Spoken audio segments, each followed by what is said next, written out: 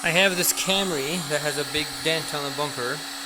I know it's a pretty ugly one, so I'm just gonna heat it up all the way around here and then just pull it out. It will look much better than what it is right now. So I gotta heat it up a little bit here now. I got a little bit out.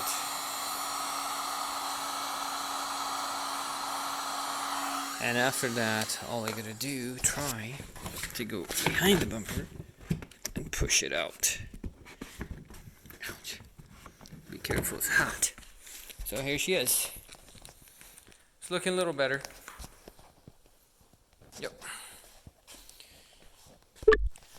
So here we go. It took me around maybe 5 minutes. I heated up the bumper and it's all done. To clean up this black stuff, I'll just take a little bit of paint thinners, or I use a brake cleaner sometimes, and it does great. And I have to wipe it off with the water right away. So let's see how that works. I know not many people approve it, but I think